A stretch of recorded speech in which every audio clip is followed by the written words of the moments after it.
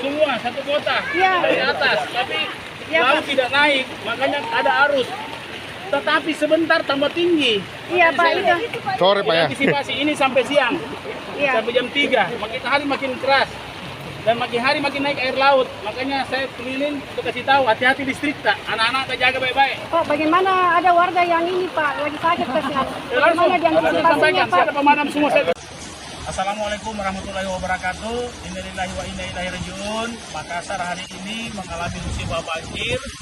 Itu bukan hanya di pinggir kota, tapi di tengah kota. Ini disebabkan karena dari pantauan satelit cuaca, kita mengalami hujan lebat hingga sore hari, disertai dengan pasang. Sebenarnya pasangnya tidak terlalu tinggi, karena 2 kali tinggi pasang hari ini.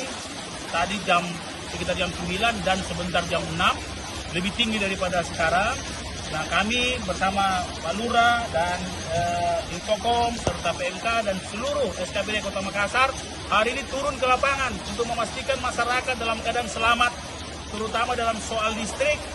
Bagaimana anak-anak kita, saya sudah perintahkan kepada seluruh sekolah-sekolah untuk memulangkan anak-anak kita, pulangkan ke rumah masing-masing, memastikan anak-anak kita ada di rumah, dan senantiasa dihindari barang-barang besi karena air sekarang sudah kondisi 1 meter hampir di seluruh wilayah Kota Makassar, dan eskalasi cuaca makin hari sampai puncaknya jam 12 dari pantauan cuaca jam 12 sampai jam 1.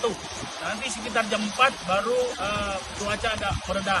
Sehingga kepada seluruh masyarakat Makassar, pertama selamatkan diri kita semua, selamatkan anak-anak kita, keluarga kita, pastikan ada di rumah, dan sekali lagi jangan menghindari di luar rumah karena air banyak mobil-mobil terjebak dan tidak bisa jalan lagi, terutama mobil metik. Dan sekali lagi pemerintah kota, walaupun karena seperti ini kita siap, bentar lagi kita akan mengevakuasi lewat pemadam kebakaran salah satu masyarakat yang sakit, dan bagi ada yang membutuhkan evakuasi segera hubungi 112.